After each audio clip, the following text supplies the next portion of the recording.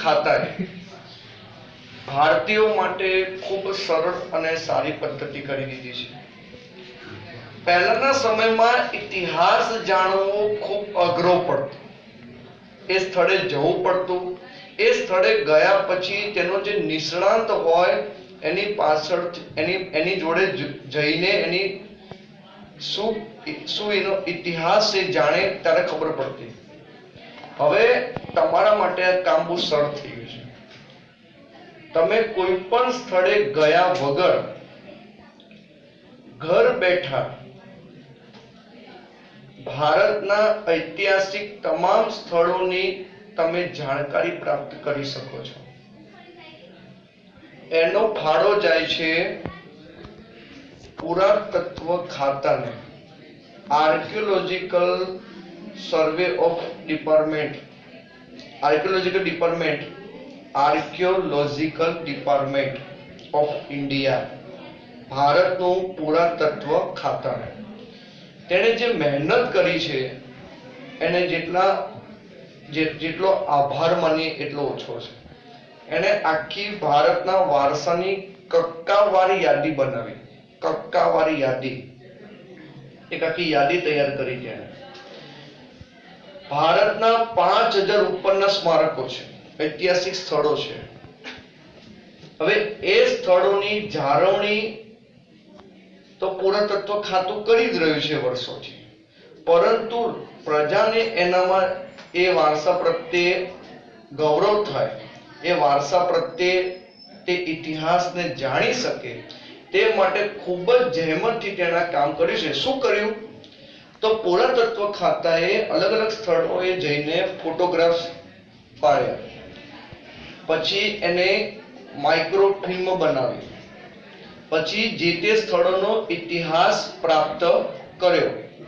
ત્યાર પછી પ્રચાર પ્રસાર માધ્યમ દ્વારા પબ્લિકની સામે રજૂ થયો, ટીવી દ્વારા, રેડિયો મારફતે.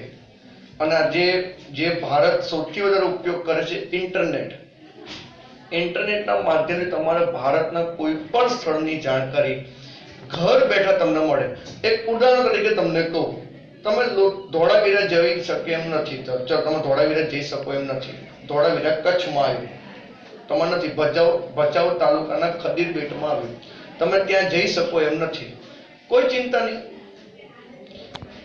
તમે અહીં બેઠા નેટ ઉપર સર્ચ મારો, ધોળાવીરા હિસ્ટ્રી, ધોળાવીરાનો ઇતિહાસ.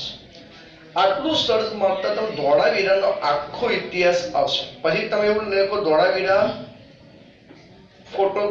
ફોટોસ, તો ધોળાવીરાના નગરના ફોટોસ તમારા મોબાઈલમાં તમને જોવા મળશે.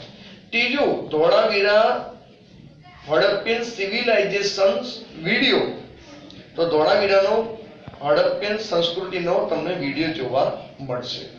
તો એકદમ સરળ, સારી રીતે, ખૂબ સુંદર રીતે ઇતિહાસ આપણા માટે પ્રાપ્ત પુરાતત્વ ખાતાના મહેનત દ્વારા આપણને પ્રાપ્ત થયો છે. આપણે ક્યાંય ન જઈએ, ઘર બેઠા બેઠા પણ તમે તમામ ઐતિહાસિક સ્થળોની તમે સ્ટડી કરી શકો છો. સ્ટડી એટલે અભ્યાસ કરી શકો છો. તમારે મોટેરાના સૂર્ય મંદિર વિશે જાણવું છે, અડાલજની વાવ કોણે બંધાવી, એના ફોટોગ્રાફ્સ, એના મોન્યુમેન્ટ્સ તમારે જે જોવા હોય તો તમે ફોટોગ્રાફ્સ નેટ ઉપરથી તમે ફોટોગ્રાફ્સ એના મેળવી શકો છો, વિડીયો પણ મેળવી શકો છો. તો આ બહુ સુંદર કામ કર્યું. હવે આ ઐતિહાસિક સ્થળોને માટે બ્રિટિશરોના સમયમાં 1876માં ભારતીય વ્યાપાર નિધિ કાનૂન બનાવ્યો. કાયદો બનાવ્યો તો અંગ્રેજોએ બધા જ કામ ખરાબ કર્યા છે એવું પણ નથી. ભારત માટે અમુક કામ તેને સારા પણ કર્યા છે. એમાંનું એક આ સારું કામ અંગ્રેજોના સમયમાં થયું. આ કાનૂન કેવો હતો કે કોઈ પણ ઐતિહાસિક સ્થળને કોઈ નુકસાન પહોંચાડે કે ચોરી કરે તો તેને દંડ થાય, સજા થાય. અને ત્યાં આ કાનૂન મુજબ ભારત દેશ સ્વતંત્ર થયા પછી બંધારણમાં આ કાનૂનને ફરીથી પ્રસ્થાપિત કરીને વ્યવસ્થિત રીતે અને વિસ્તૃત કરીને આ કાયદો અત્યારે પણ આપણા ભારતમાં છે અને આજે કોઈ પણ ઐતિહાસિક સ્થળને કોઈ ચોરે, ઘણા લોકો પ્રાચીન સમયની મૂર્તિઓ ચોરે છે, ચોરી કરે છે.